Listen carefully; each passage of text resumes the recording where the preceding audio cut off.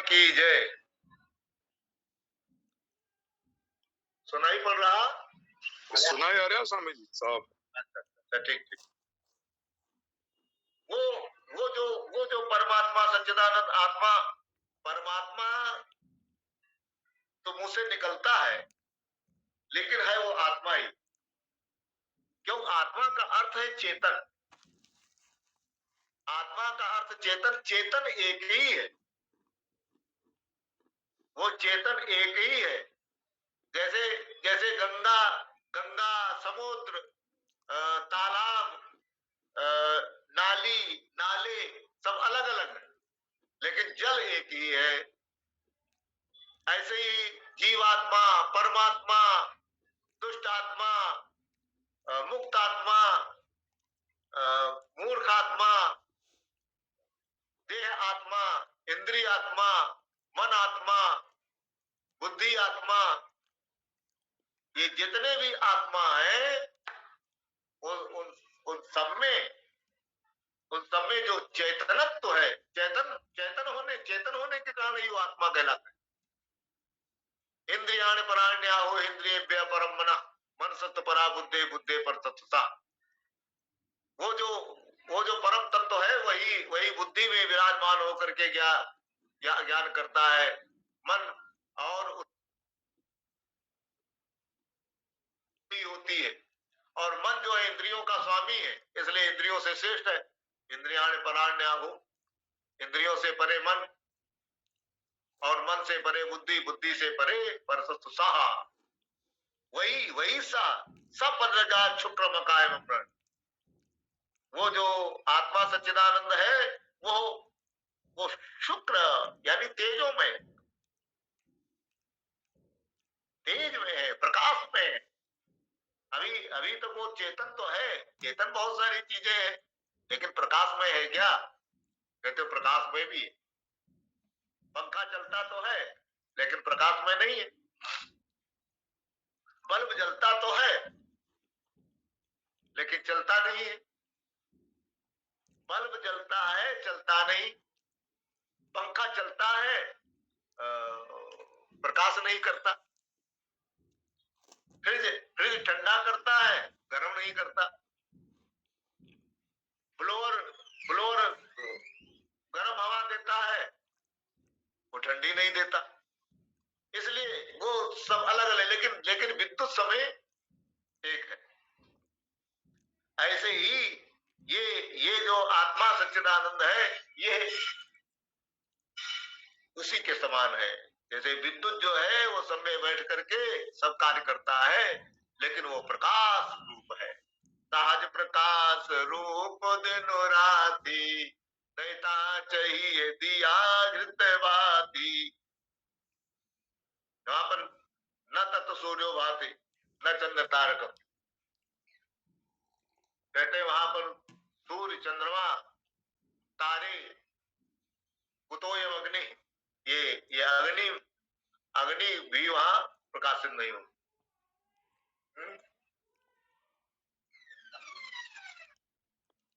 अग्नि भी वहां प्रकाशित नहीं होती।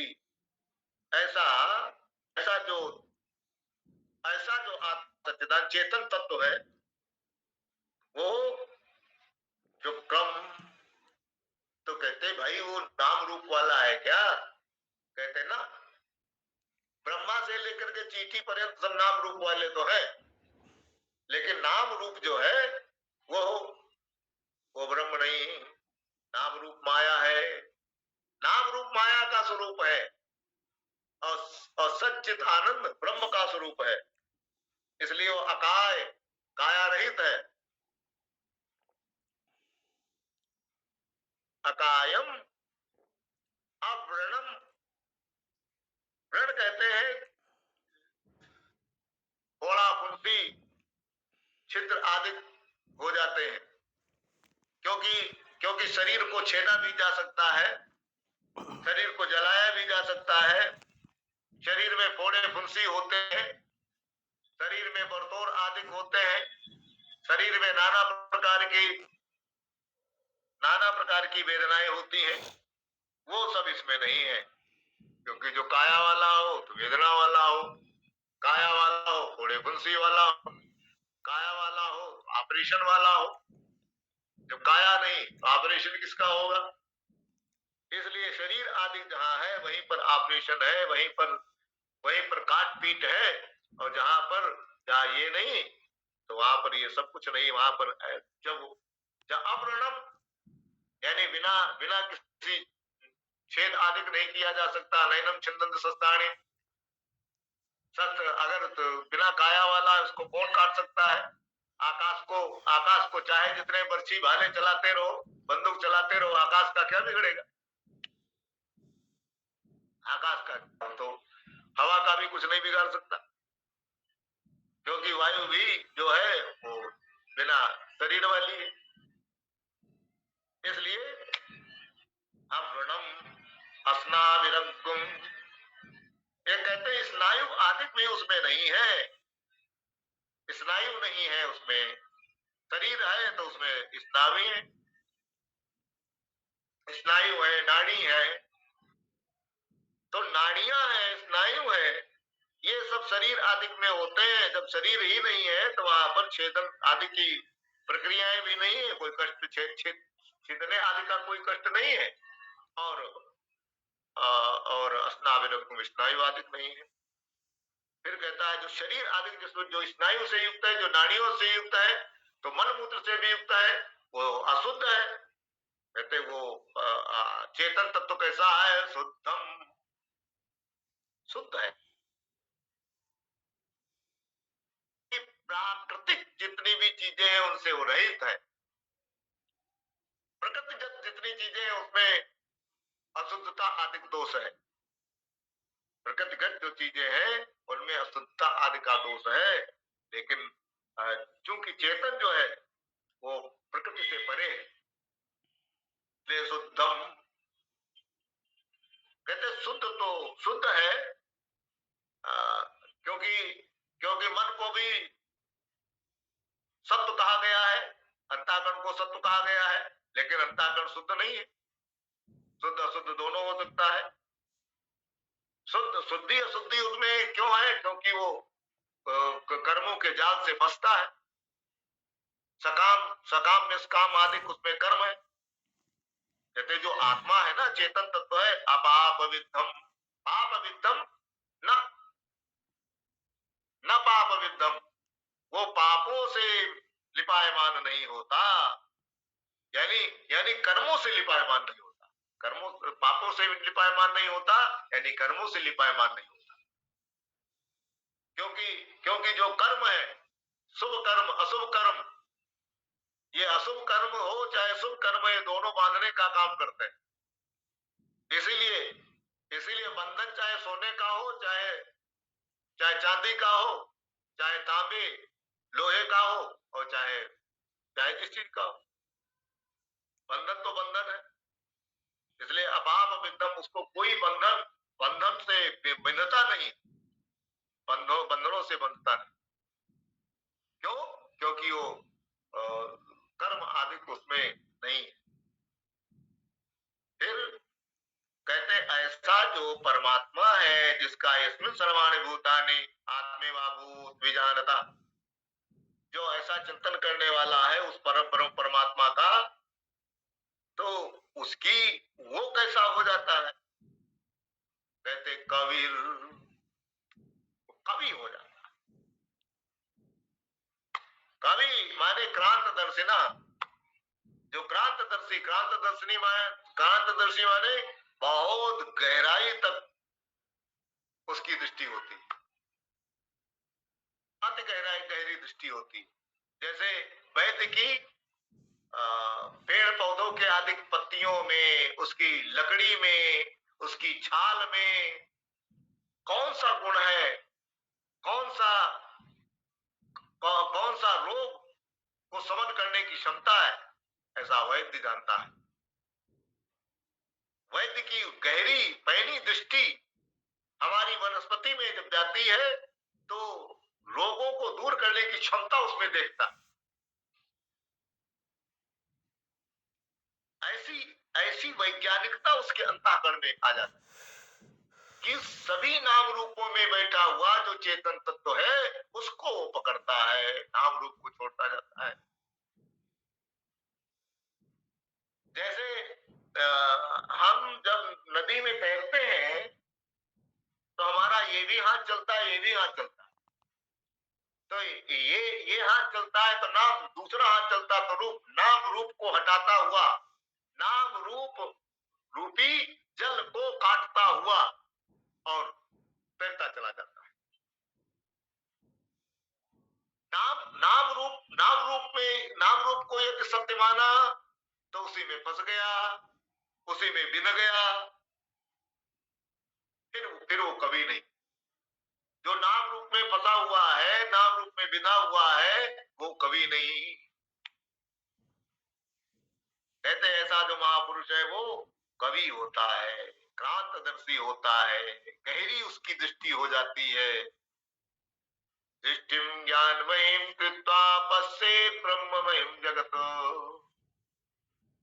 क्योंकि वो उसकी ब्राह्मी स्थिति हो जाती है, ब्रह्ममयी दृष्टि हो जाती है, आत्मयी दृष्टि हो जाती है। और उसमें विशेषता क्या रहती है? मनीषी कबीर मनीषी परिभू स्वयंभू। मनीषी माने इतना मनन किया, इतना मनन किया, इतना मनन किया, मननशीला। मननशीला, मनन करते करते क्या हुआ?